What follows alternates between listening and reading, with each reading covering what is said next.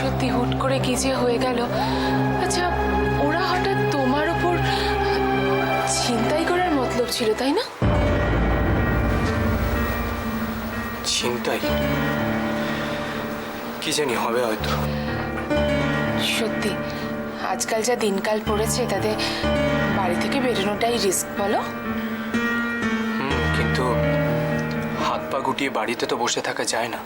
তুমি আজকে আর বাড়ি থেকে বেরোচ্ছ না তো? আজকে নার্সিংহোম যাবে না তো? না বৌদি, আমাকে একবার নার্সিংহোমে যেতেই হবে। কেন? এমার্জেন্সি পেশেন্ট আছে। তোমার যাওয়ার কোনো দরকার নেই, আজকে বাড়িতে রেস্ট নাও, বাবা সব সামলে নেবে। সেটা হয় না বৌদি। যখন ছোট ছিলাম বাবা সামলেছে, এখন তো আমরা বড় হয়েছি, এখনো বাবা সামলাবে কেন বৌদি? এখন তো বাবাকে আমাদের সামলাবার সময় হয়েছে। অসময়ে ছেলেরা যেরকম বাবাকে দেখে, তেমনি বাবা কিন্তু সব সময় ছেলেদের চোখে চোখে রাখে, সেটা জানো তো? আমরা যতই বড় হয়ে যাই, বাবা মায়ের চোখে কিন্তু আমরা সেই ছোটটাই থাকি। বৌদি, এসব তো সেন্টিমেন্টের কথা হলো। এসবের আড়ালে থেকে আমি নিজের কর্তব্য থেকে কিছুতেই সরে যেতে চাই না। সরে যাবে কেন? আমি তো সরে যাওয়ার কথা বলিনি। তুমি এবারই সবার ছোট, কত আদরের। এইসব দায়িত্ব কর্তব্য পালন করার জন্য বাড়িতে আরো অনেক লোক আছে। শুধু শুধু তুমি। জানি বৌদি, কিন্তু সবার কাছে বাবা মা প্রধান কর্তব্য তো নাও হতে পারে। দেখো, অন্যদের কথা আমি জানি না আর জানতেও চাই না, কিন্তু আমার ডিউটি আমি করবই। আজকের ঘটনাটা তুমি খুব সিরিয়াসলি নিয়েছো, তাই তুমি এত আপসেট। তবে একটা কথা জানাই তোমাকে, তোমার দাদার, আমাদের দুজনেরই সম্পূর্ণ আস্থা আছে তোমার ওপর। আমরা জানি তুমি যা করবে সেটা আমাদের সকলের ভালোর জন্যই করবে।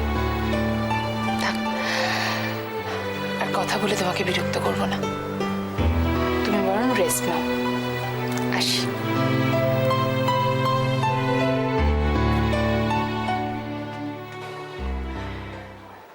জানি জীবনের এই অগ্নি পরীক্ষায় অনেক কিছু বিসর্জন দিতে হবে, তবু এই যুদ্ধ তো আমাকে করতেই হবে। প্রতিপক্ষ যদি খুব কাছের মানুষ হয়, তাও যুদ্ধ অনিবার্য। না না, তুই কি মনে করছিস থানায় কমপ্লেন করলে সব সমস্যার সমাধান হয়ে যাবে? কিন্তু পুলিশকে ইনফর্ম করা দরকার বাবা। আর সমস্যার সমাধান যে হবে না সেটা তুমি কি করে ভাবছো?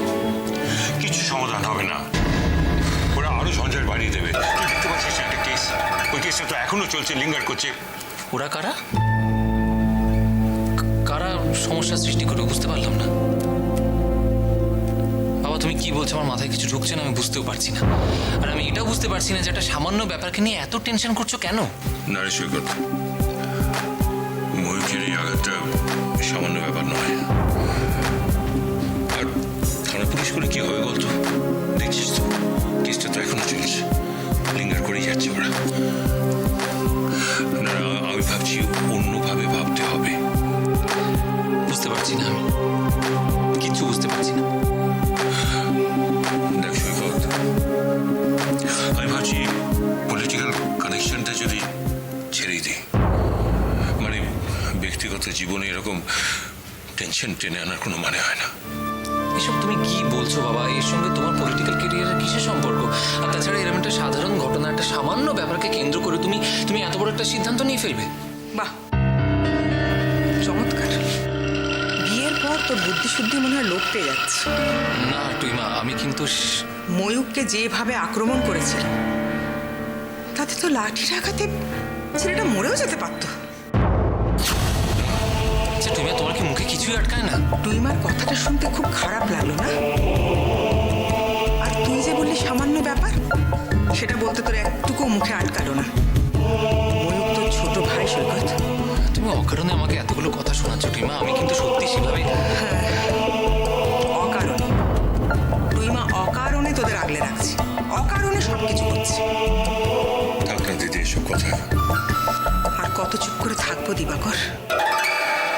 এ বাড়ির মান মর্যাদা তো ধুলেই মিশে যাচ্ছে। গুন্ডা, বদমাইশ, চোর, ডাকাত, আর কি বাকি রইল?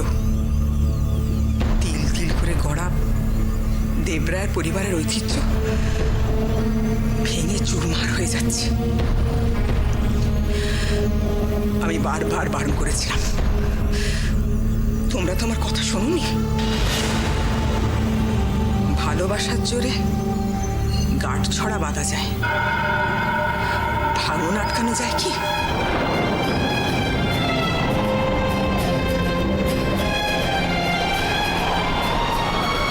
ভালোবাসার জোরে গাঁট ছড়া বাঁধা যায়, ভাঙন আটকানো যায় কি?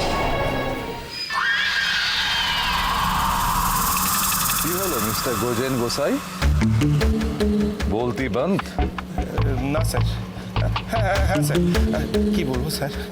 বলুন, আপনি বলুন, আমি আপনাকে কিভাবে হেল্প করতে পারি বলুন। আপনি যা বলবেন আমি স্যার তাই করবো স্যার। আপনার জন্য গজেন গোসাই জানও দিতে রাজি আছে স্যার। এসব চুহা দিল্লির জান নিয়ে কি হবে গোজেন গোসাই? যার জানটা এনে দিলে আমি খুশ হতাম সেটা আপনি আনতে পারলেন না, এখন মুখে বোমা মারছেন। না স্যার, একটুর জন্য ফসকে গেছে স্যার, আর একটা সুযোগ দিন স্যার। এবার পেলে ওকে আমি একদম কচু কাটা করে ছেড়ে দেবো। বকওয়াস বন্ধ করুন, আপনার কোনো অভাব আমি রাখিনি। পলিটিক্যাল ফান্ডের চাঁদা থেকে late night enjoyment. Yes sir, yes sir, you are great sir. মস্কা মারছেন, আমি কোনো রেজাল্ট পাচ্ছি না কেন? বিশ্বাস করুন স্যার, বিশ্বাস করুন, ওর লাইফ লাইনটা না ভীষণ তাগড়া স্যার। কিন্তু আপনার লাইফ লাইনটা যে একদম উইক হয়ে যাচ্ছে মিস্টার গোজেন গোসাই। ইয়াদ আছে আমার আদালতে জানকে বদলে জান। চার ওয়ার্থলেস সব অপদার্থ ছেলেরা কিছু করতে তো পারলো না, এটা কেস ঝুলিয়ে দিল। আপনি জানেন ইন্ডিয়াতে একটা কেস হলে সেটা কতদিন চলে? জানি স্যার, কিন্তু স্যার আর একটু সময় দিন স্যার। স্যার প্লিজ শুনুন স্যার। কি শোনার আছে গোজেন গোসাই? আর একটু সময় দিন স্যার, প্লিজ শুনুন স্যার, প্লিজ। আমি টাকা ঢেলেছি, কোনো রেজাল্ট পাইনি। এবার আপনি বলুন আমার কি করা উচিত? সব ঠিকঠাকই চলছিল স্যার, কিন্তু এই শেষ মুহূর্তে ওয়ান সাইডেড এজেন্ডা ছিল। ডক্টর দিবাকর দেবরায়কে ডিফেম করা, ট্রাভেলে ফেলা, সোসাইটিতে বদনাম করা ও ডক্টরি লাইসেন্স ক্যান্সেল করা। Very simple. হ্যাঁ স্যার, খুব সোজা স্যার, খুব সোজা। তাহলে সন্দীপকে টার্গেট করতে গেলেন কেন? তো ঘুরিয়ে না ঘোরার কি দরকার ছিল? কি বলছেন স্যার? আমি ওকে জড়িয়েছি, ও নিজেই নিজেকে জড়িয়েছে। বলুন স্যার, আমার ছেলেগুলোকে তাড়া করার ওর কি দরকার ছিল? আর ওই অ্যাম্পিউলটা, আরে পেয়েছিস ফেলে দে, তাই না ব্যাগে নিয়ে ঘুরছে বাবু। তাহলে বুঝুন কিসব ওয়ার্থলেস লোকেদের নিয়ে আপনি কাম করেন, হ্যাঁ, যারা কাম করার পর এভিডেন্স ফেলে আসে। সেদিনের ও ঘটনাটা না ঘটলে এতক্ষণে পেশেন্টের ঝামেলা দিবাকর দেবরায় নার্সিংহোম বন্ধ হয়ে যেত। হ্যাঁ, কি করলেন আপনি? তাহলে স্যার এবার থেকে আপনি আমাদের গাইড করুন স্যার। আপনি যা বলবেন আমরা স্যার তাই করব, কিন্তু প্লিজ স্যার, প্লিজ আপনি আমাকে ভুল বুঝবেন না স্যার। ইয়েস।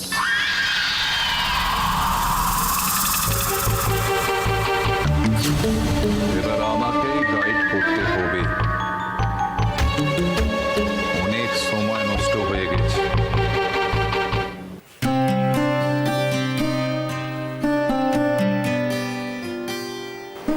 মা,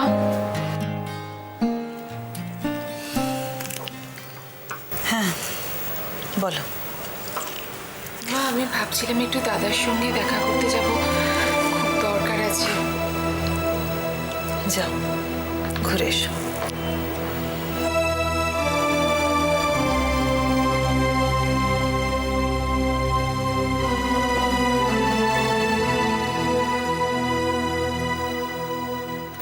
আপনি ময়ূরকে নিয়ে এত চিন্তা কেন করছেন মা? একটু লেগেছে, খুব তাড়াতাড়ি ভালো হয়ে যাবে, আপনি দেখবেন। বললো নার্সিং হোম যাবে। ও খুব স্টেডি ছেলে। হ্যাঁ মা, স্টেডি তো হতেই হবে। ওদিকে বাবাকে দেখলাম মন খারাপ করতে, এদিকে আপনি এত ভেঙে পড়েছেন। আমার না একদম যেতে ইচ্ছে করছে না। এইভাবে আপনাদেরকে রেখে কি যাওয়া যায় নাকি? এই যে বললে খুব জরুরি দরকার আছে, যাও না, ঘুরে এসো। আর কদিনই বা কেউ কারোর জন্য ঘরে বসে থাকবে? অশান্তি তো এখন এবারই নিত্য সঙ্গী। আপনাকে তো আগে কোনোদিন এভাবে কথা বলতে দেখিনি, এত ভেঙে পড়তে তো দেখিনি মা। এর আগে তো কখনো এই ধরনের ঘটনাও ঘটেনি মা।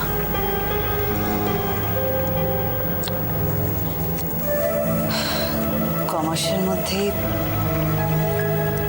এবারের চেহারাটা পাল্টে গেছে। সত্যি আমার সুখের সংসারে যেন গ্রহণ লেগেছে।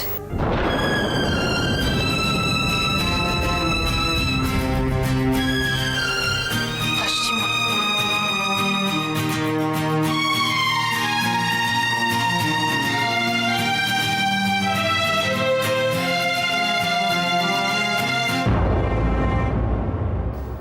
কিরে তোর হলো না? ওই দেখো আসছে। আরে ডাকছি যে তো। হ্যাঁ বলো। ওই এসছে। কি হয়েছে? বস। হ্যাঁ কি ব্যাপার বলো না। ওই তো আবার ইশারা করছে, কি সুজন কিছু করেছে তো? হুমায় কি গো? দেখো কোথাও কিছু নেই, ছোট ভাইটাকে নিয়ে টানা। আচ্ছা কি হয়েছে? সন্দীপ, তো জেঠি না? হ্যাঁ জেঠি কি হলো? দক্ষিণেশ্বর গেছে। জেঠি দক্ষিণেশ্বর গেছে? আচ্ছা এটা কোনো খবর হলো? জেঠি তো রোজই কোনো না কোনো মন্দিরে যায় মা পুজো দিতে, তোমরা পারো? সন্দীপ, শোন না বাবা, শোন এদিকে আয় একটু। চলে যাচ্ছিস কেন? বস না। আচ্ছা কি হয়েছে বল। আচ্ছা কথা আছে। আচ্ছা বস না। কি হয়েছে?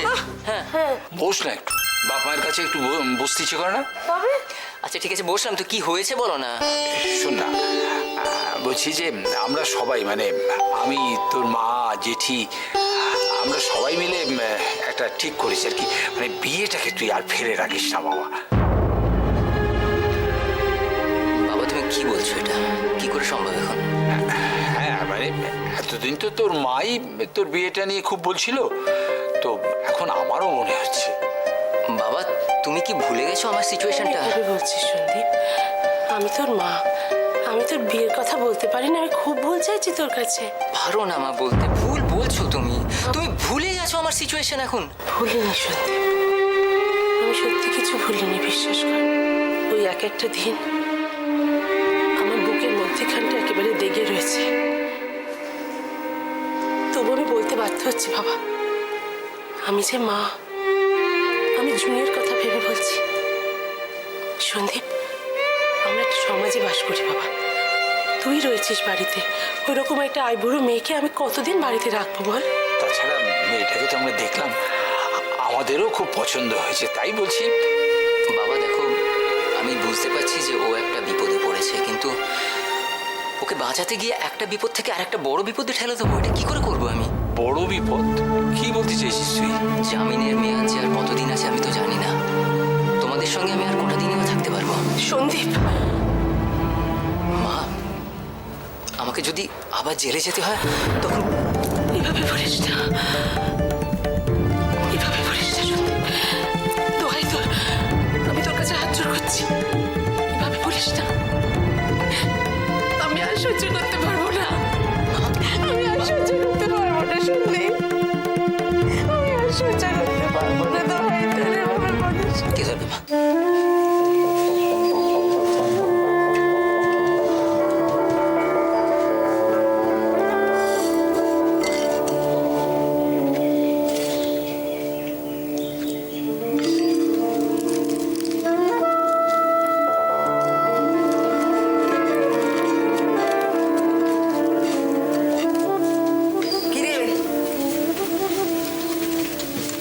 কিরম হয়েছে বললি না তো? খুব ভালো। ডিম খাবি? না না, খাবো না মা, থাক।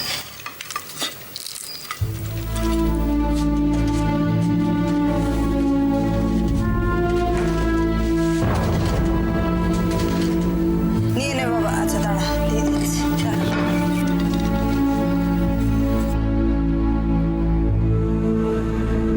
করে বসে রইলি কেন? তোর বাবা কোথায়? আসছে। ওই তো বাবা এসে গেছে। কি এত আগডাক কিসের? হ্যাঁ, আজকে স্পেশাল কিছু হয়েছে মনে হচ্ছে। আজকে তোমার ফেভারিট আলুর পরোটা হয়েছে। তাই? এই দাও দাও। এই রুদ্র, তোর মিরামার হাতের আলুর পরোটা লাজবাব বলো। ওয়ান্ডারফুল। কিরে দোয়েল, তুই এত দেরি করলি কেন? আমরা তো সব শুরু করে দিয়েছি। হ্যাঁ বস। তুমি ভুল বললে বাবা, আমি কিন্তু ওর জন্য ওয়েট করে বসে আছি। ঠিক আছে, এবারে শুরু কর। এই চাটা দেখি।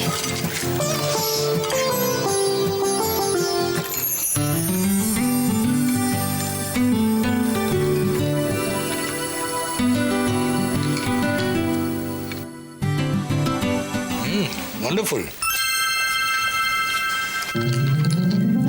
কিরে, খা তোরা। একটা নিয়ে নাড়াচাড়া করছিস।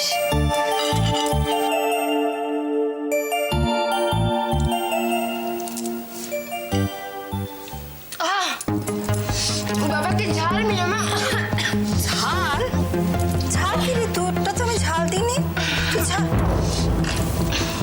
তুই তুই এটা নিয়েছিস কেন?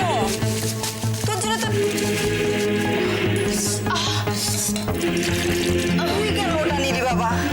ওটা দোয়েলের জন্য আলাদা করে ঝাল ছাড়া করেছি আমি। দেখ তো, চিনি চিনি চিনি খাবি? চিনি খাবি? হ্যাঁ, তাই না, চিনি দাও।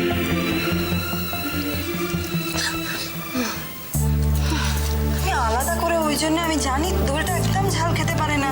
মা আমি জানতাম না মা এটা দোয়েলের। আমি ইচ্ছে করে করিনি, আমি সত্যি জানতাম না।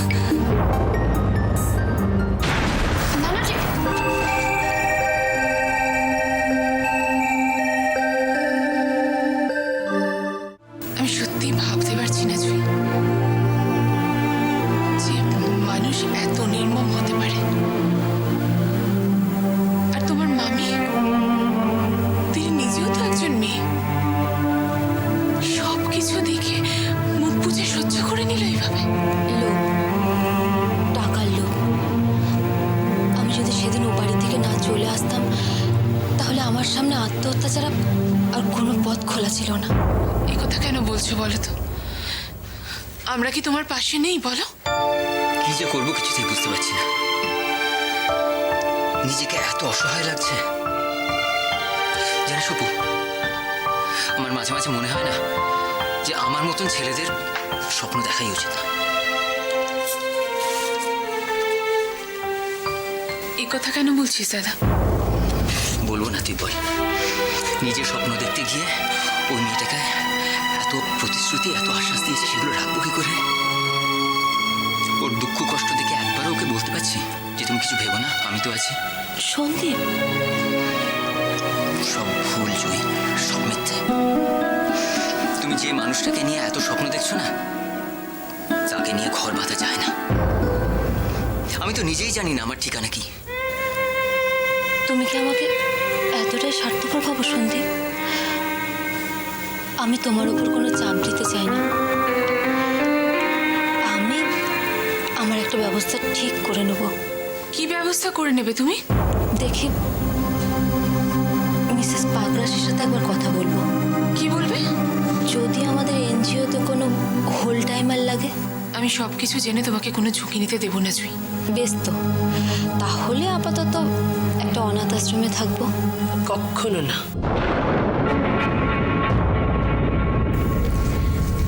হ্যাঁ রে, আমরা থাকতে অনাথ আশ্রমে থাকবি তুই?